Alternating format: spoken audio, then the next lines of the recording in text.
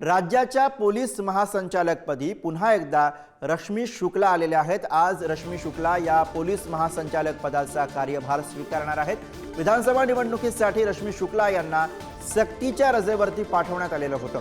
तेव्हा 5 नोव्हेंबर रोजी महासंचालकपदी संजय कुमार वर्मा यांना पदभार देण्यात आलेला होता। आता निवडणूक प्रक्रिया पूर्ण झाल्याने पुन्हा एकदा रश्मी शुक्ला यांच्याकडे राज्याच्या पोलीस महासंचालक पदाचा पदभार देण्यात आलेला आहे। मोठी घडामोड म्हणून याकडे बघावं लागेल।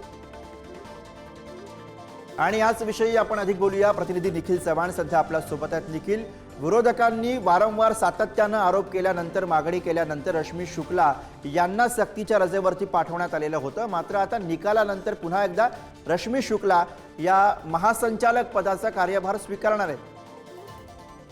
नक्कीच गुरु, आपल्याला हे पाहावं लागणार आहे, कारण रश्मी शुक्ला यांना 5 नोव्हेंबर रोजी निवडणूक आयोगाकडून जशा प्रकारे सांगण्यात आलेलं होतं, तेव्हा त्यांना सक्तीच्या रजेवरती आहे ते पाठवण्यात आलेलं होतं। त्यानंतर पुन्हा त्यांना या ठिकाणी पोलीस महासंचालक पदावरती रुजू करण्यात येणार आहेत, अशा प्रकारचं लेटर हे देखील मुख्यमंत्र्यांकडे पाठवल्याची माहिती आहे ती मिळत आहे। त्यामुळे आतापर्यंत संजय वर्मा यांच्याकडे हा संपूर्णपणे जो पूर्णपणे पदभार आहे तो देण्यात आलेला होता। आणि याच पदभाराच्या नंतर अनेकांनी आहेत ते विरोधकांनी टीका केलेल्या होत्या की रश्मी शुक्ला यांना सक्तीच्या सुट्टीवरती न पाठवता त्यांना या संपूर्णपणे पोलीस दलातूनच त्यांना निवृत्त आहे ते आता करण्यात यावं। परंतु पुन्हा एकदा रश्मी शुक्ला यांची वर्णी आता पोलीस महासंचालक पदी लागताना आपल्याला पाहायला मिळणार आहे।